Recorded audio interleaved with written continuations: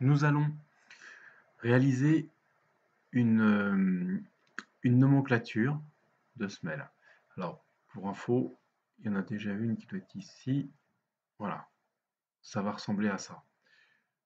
Donc, je retourne sur mon plan.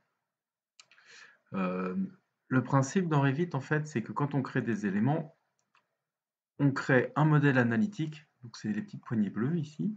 Ça, c'est mon modèle. En fait, c'est un segment déterminé par 2 points, avec un volume qui court le long de son modèle. Et si on regarde les caractéristiques, la longueur, c'est bien la longueur entre les 2 points bleus. La largeur, c'est 100, la semelle fait 100. L'élévation de moins 307 à moins 337, ça fait bien 30 cm. Et le volume, 2,16, si vous faites le calcul, ça correspond à 4,19 plus 2,99 que multiplie 1 fois 0,30. C'est-à-dire qu'en fait, le volume, c'est le volume bleu ici. Il déduit le volume de la semelle SF9, histoire de ne pas le compter 2 fois. Si on regarde sur la vue 3D, on voit que c'est bien ce volume-là qui est compté et qu'il déduit ce volume. Du coup, si je crée une nomenclature, il faut avoir conscience que la longueur qui va m'afficher, c'est celle-ci, et donc la longueur ne sera pas celle comptée pour calculer le volume. Voilà. On va créer une nomenclature pour voir ce phénomène-là. Je fais nouvelle nomenclature. Pour aller plus vite, je tape FO pour aller chercher les fondations. Je crée une table de composants avec un filtre, c'est pas de l'existence, c'est de la nouvelle construction. Et je fais OK. J'ai oublié de mettre un titre, c'est pas grave, je pourrais le mettre après. Maintenant, les champs que je vais emmener. D'abord, en général, on emmène l'identifiant de la famille. Ensuite, on peut mettre la famille et type. Ensuite, on peut mettre, par exemple, la largeur de fondation serait pas mal. Largeur. Ensuite, on peut mettre l'épaisseur. Je l'ai vu, épaisseur de fondation. On peut mettre la longueur. Et pour l'instant, juste le volume.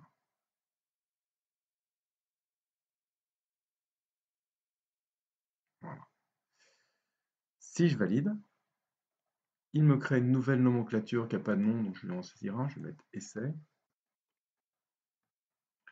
Et on a bien l'identifiant, le type de famille, c'est un peu comme un classeur Excel, comme un tableur Excel. On a les champs ici, et puis des valeurs qu'on peut paramétrer.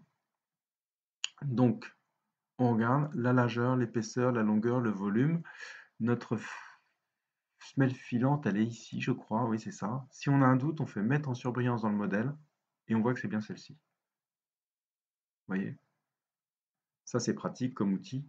On peut lui demander de mettre en surbrillance un élément. Après, ces éléments-là ne sont pas modifiables. Il y a certains éléments modifiables, d'autres non modifiables. Et puis, ici, vous avez votre volume. Et la longueur qui n'est pas bonne, c'est celle-ci.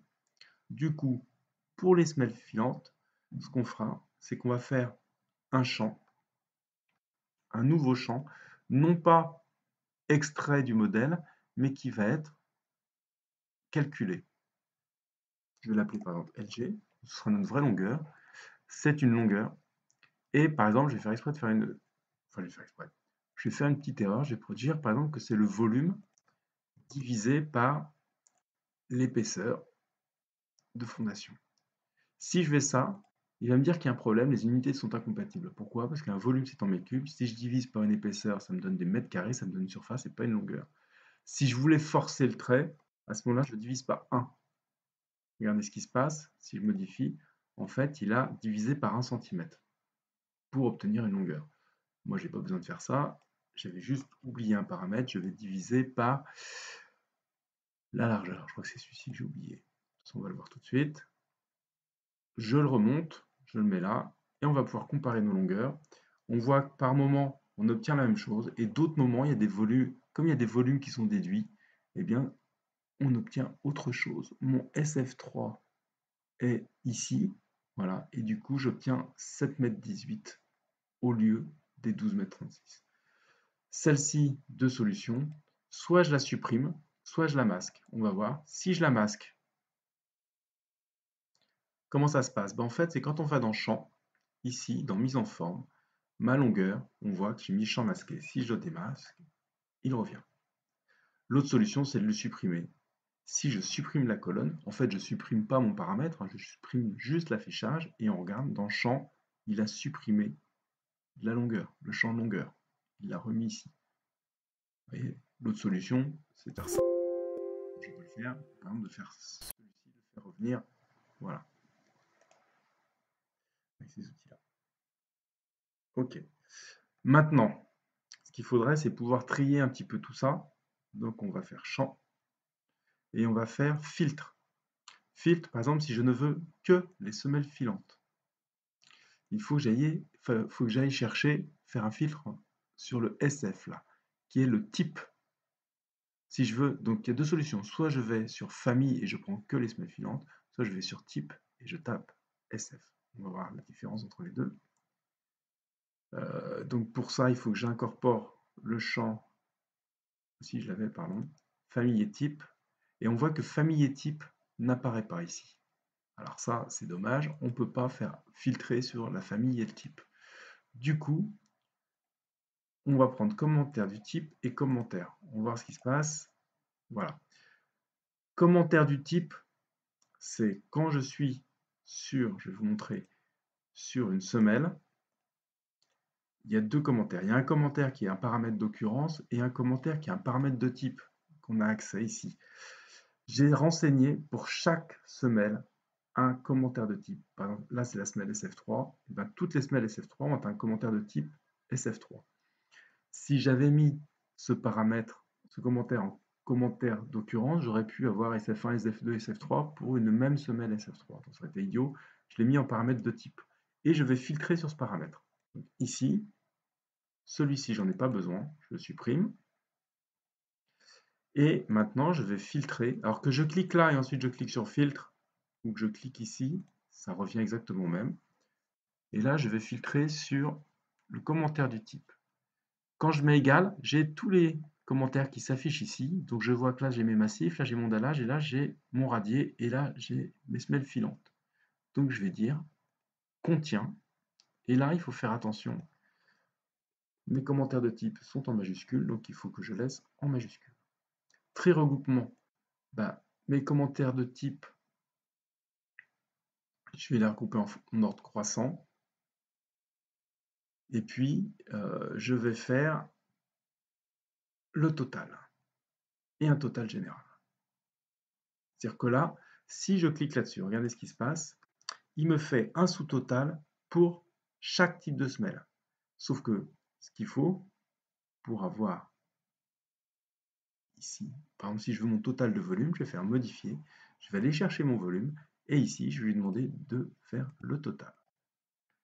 Et là, vous voyez qu'il me fait le sous-total pour chaque type de semelle. Si je n'ai pas besoin du sous-total pour chaque type de semelle, à ce moment-là, je vais dans Tri regroupement et je ne demande aucun sous-total. Mais je verrai quand même mon total général ici. J'ai toutes mes semelles qui s'affichent par ordre, comment dire, par ordre croissant. Et ici, j'aurai mon mètre cube. Ça peut être intéressant d'avoir mon linéaire. Par contre, largeur et épaisseur, c'est pas intéressant de faire le total. Donc ici, je peux aller chercher mon linéaire et lui demander de faire le total. Pour l'apparence, maintenant. Apparence, je peux lui demander, vous voyez là c'est les lignes fines, etc. Bah, il suffit de faire les choses. Le texte du titre, je peux lui choisir quelque chose de pré-rempli. Le texte d'en-tête, je peux lui demander par exemple gras, Arial gras, et puis texte de corps 2,5 Arial. Si je fais ça, toc, il m'a mis en gras ma première ligne. Je peux lui demander aussi au niveau apparence de ne pas mettre ligne vierge abandonnée, hop, voilà, je supprime et j'ai juste un tableau comme ça. Il faudra que je mette dans le bon sens, mais vous avez compris le principe. Et après, ponctuellement, on peut personnaliser aussi. Je vous conseille de plutôt travailler avec apparence, ici, avec les textes et les valeurs d'en-tête, etc. Donc avec les types de textes, plutôt que de travailler comme ceci. Alors là, ici, je pourrais mettre un ombrage gris. Je peux mettre une colonne en, je vais dire n'importe quoi, en bleu ou violet. Voilà. On peut faire, on peut faire ce qu'on veut. Le mieux, c'est de faire simple et au final, d'avoir un tableau. Les tableaux de Mémétré aient tous la même présentation. Donc le mieux, c'est que si je veux un texte en tête avec un fond gris, il vaut mieux que je définisse dans gérer mes textes, je sais plus où c'est, ou le faire ici. Si je vais sur une plan de fondation, si je fais TX, je clique. Là, j'ai mes textes ici qui s'affichent. Et là, je peux créer le texte dont j'ai besoin. Par exemple, je ferai modifier le type, dupliquer, et je vais l'appeler en tête. En tête. Nomenclature. Je conseille de faire à l'anglaise, de mettre d'abord nomenclature en tête, comme ça sera tiré dans le bon sens.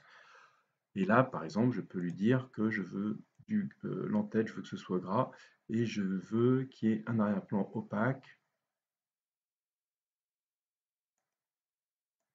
transparent, etc. Hop, je valide. Et ce type d'en-tête, après, je peux le retrouver ici, dans Apparence, texte d'en-tête, et là, je mets celui-ci.